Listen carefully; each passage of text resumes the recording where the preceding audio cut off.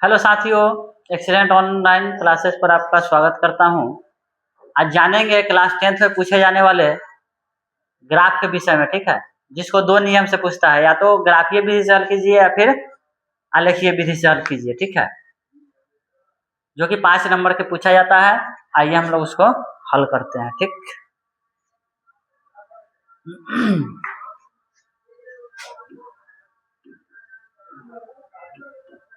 इसमें समीकरण दो दिया हुआ है।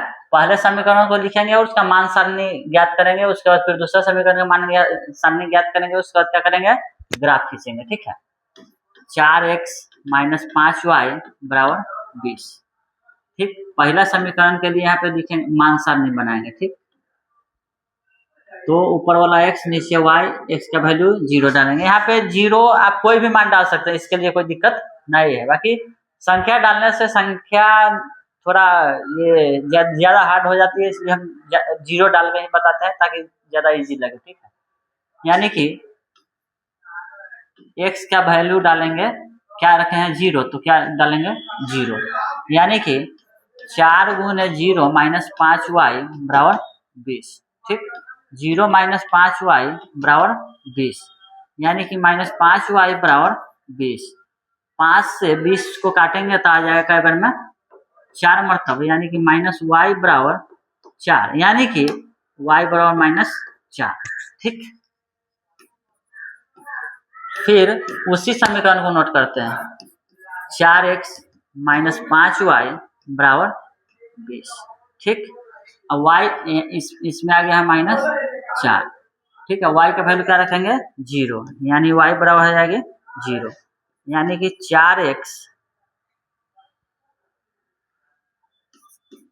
4x माइनस 5 गुने 0 बराबर ये 20 बराबर 20। ठीक, 4x बराबर 20, यहाँ पे हो जाएगा 0 और यहाँ पे हो जाएगा 20। ठीक, तो यहाँ पे लिखेंगे 4x बराबर 20, यानी कि 4 से काटेंगे इसको 5 बेर में, यानी x का वैल्यू आ गया 5। ठीक, अब दूसरा समीकरण को देखेंगे। ठीक है, दूसरा समीकरण को हल करेंगे, 3x प्लस 5y बराबर 15। दूसरा समीकरण के लिए यहाँ पे मान सारणी बना लेंगे। ठीक, इसमें लिखेंगे x और इसमें y, इसमें भी क्या मानेंगे 0, क्या मानेंगे 0, तो x बराबर हो गया 0, यानी 3 गुने 0 प्लस 5y बराबर 15, यानी कि 0 प्लस 5y बराबर 15, यानी 5y बराबर 15। 5 से इसको काटेंगे 3 बेर में, यानी y बराबर 3। फिर उसी समीकरण को नोट करेंगे, 3x प्लस 5y बराबर 15, यानी कि y बराबर लिखेंगे 0। ठीक, क्या लिखेंगे y बराबर 0, यानी कि 3x प्लस 5 गुने 0 बराबर 15, यानी कि 3x प्लस 0 बराबर 15। 3 से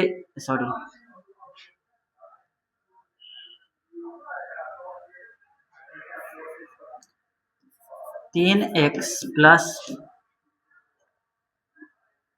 गुना करने से क्या हो जाएगी 0 बराबर 15, यानी कि 3x बराबर 15। 3 से इसको काटेंगे 5 बार में, यानी x का वैल्यू आ गया 5। ठीक, तो y का वैल्यू आया था हमारा क्या 3, और x का वैल्यू आ गया कितना 5, और यहाँ पे रखे हुए थे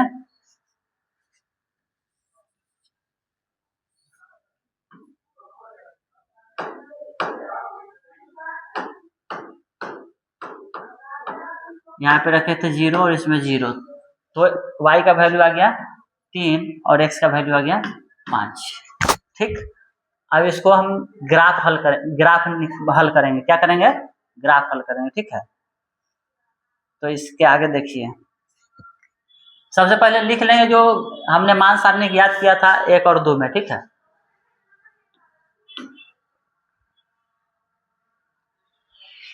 तो यहाँ पे दिया गया है x का वैल्यू 5 और y का वैल्यू 4।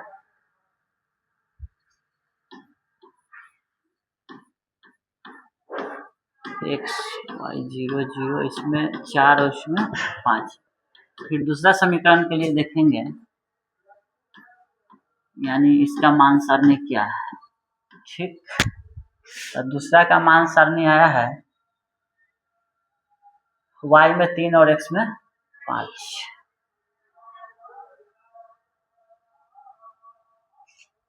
यहाँ पे -4 है, क्या है यहाँ पे -4 है। ठीक, और इसमें आया है 3 और 5, 3 और 5। ठीक, और इसके लिए अब ग्राफ यानी कि आलेख के लिए चित्र बनाएंगे। ठीक है,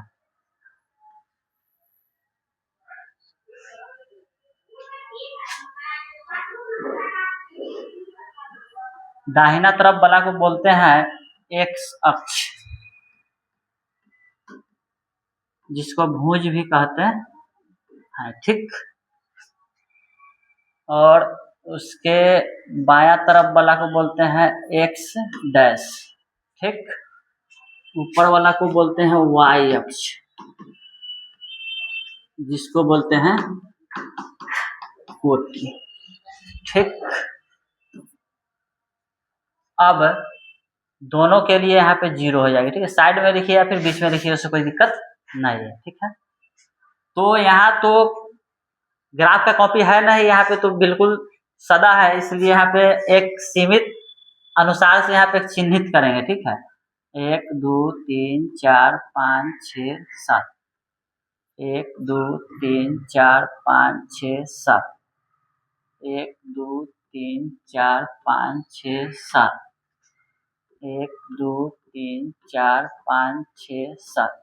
ठीक, अब x वाला के तरफ लिखते हैं प्लस में। ठीक है, क्या लिखते हैं प्लस में, यानी कि सभी का जो चारों तरफ के लिए यहाँ पे हो गया 0। ठीक है, और चारों का 1 2 3 4 5 सबका शुरुआत यहीं से होगी। ठीक, तो x तरफ लिखते हैं प्लस में। ठीक है, 1 2 3 4 5 6 7।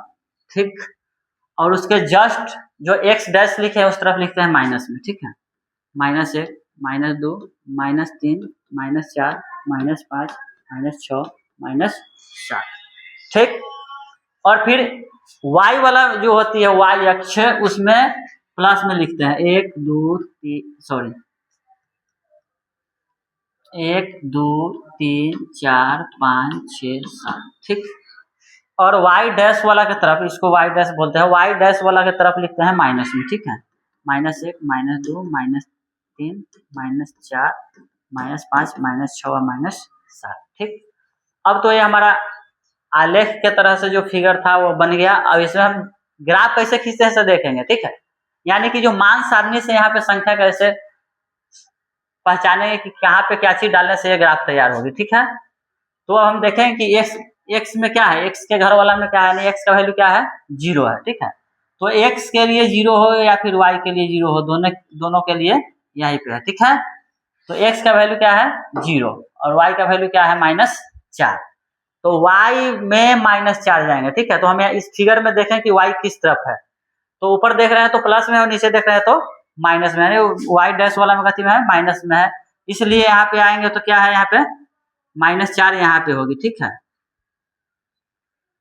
उसके बाद फिर उसी में देखें कि x का वैल्यू क्या है और y का वैल्यू क्या है, तो x का वैल्यू आ रहा है 5, क्या आ रहा है 5, तो x प्लस में है तो प्लस वाला में देखेंगे तो 5 यहाँ पे आ रहा है। ठीक है, उसके बाद y का वैल्यू क्या है 0, तो 0 तो ऑलरेडी यहाँ पे होबे करेगी। ठीक, अब जो यहाँ पे -4 पर कटा है और यहाँ 5 पे, उस पे क्या करेंगे एक रेखा खींचेंगे, यानी कि चिन्ह खींचेंगे। क्या खींचेंगे, चिन्ह खींचेंगे। ठीक है, चिन्ह इस तरह से लेकर के इस तरह से चिन्ह खींच देंगे। ठीक है, तो यहाँ पे लिख सकते हैं यहाँ पे जो कटा है। ठीक, यहाँ पे कटा है 0 और -4 पे, और यहाँ पे कटा है, यहाँ पे कटा है आपका 5 और 0 पे। ठीक, और इसका समीकरण भी लिख सकते हैं, कोई दिक्कत नहीं है। समीकरण लिखने के लिए हम आएंगे यहाँ पे 4x - 5y = 20, 4x - 5y = 20। ठीक है, जो कि हमारा समीकरण 1 था और समीकरण 1 के लिए हमारा तैयार है। ठीक, अब दूसरा मान सारणी यानी कि मान खींचने के लिए यानी चिन्ह खींचने के लिए देखिए x में क्या आ रहा है 0, तो x और y के लिए हम पहले ही बता चुके हैं कि ऑलरेडी यहाँ पे 0 होगी। ठीक है, y के लिए क्या है 3, तो y के लिए 3 है तो क्या चीज है प्लस में है। ठीक है, तो प्लस वाला y किधर है, तो प्लस वाला y उधर है, तो यहाँ पे आ जाएंगे तो क्या है यहाँ पे 3 है। ठीक है, उसके बाद फिर x वाला में देखेंगे कितना है, x में कितना है 5 है, तो x में 5 यहीं पे आके कटेगी। ठीक, और y में क्या है 0, तो y का ऑलरेडी यहाँ पे 0 है ये है। ठीक है, तो y में कट रहा है 3 पे और x में 5 पे, तो जहाँ पे कटा है उस चिन्ह को क्या करेंगे मिलाएंगे, या उस बिंदु से चिन्ह को मिलाएंगे। तो यहाँ से एक सीधी रेखा खींचते हुए 3 से लेकर के 5 पे क्या करेंगे कट कर देंगे। ठीक है, और यहाँ पे जो कटा है वहां पे लिख देंगे, यहाँ पे कटा था 0 और 3 पे और 5 0 पर कटा था, वो ऑलरेडी एक बार लिखा हुआ है। ठीक है, डबल लिखने की कोई जरूरत नहीं। अब देखेंगे दूसरा समीकरण हमारा क्या था, तो दूसरा समीकरण था 3x + 5y = 15। ठीक, 3x + 5y = 15। ठीक,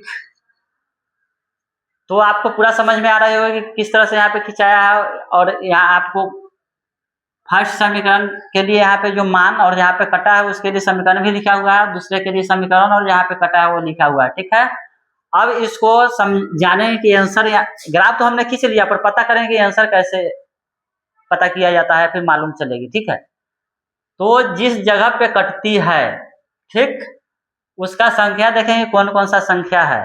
ठीक है, तो कटने वाले संख्या पर है 1 5, 0। ठीक, तो पहले वाले संख्या को क्या बोलते हैं x और दूसरे को y, यानी x को भुज बोलते हैं और y को कोटि। तो यहाँ पे लिख सकते हैं x बराबर 5 y बराबर 0। ठीक, यही हमारा फाइनल आंसर हुआ। ठीक, यानी कि यह जो ग्राफ कटा है वह किस पर कटा है 5 और 0 पे। ठीक, आशा करता हूँ यह क्वेश्चन आपको समझ में आया होगा। यदि इसमें कोई त्रुटि रह गई होगी तो कमेंट के माध्यम से जरूर बताइएगा। ठीक।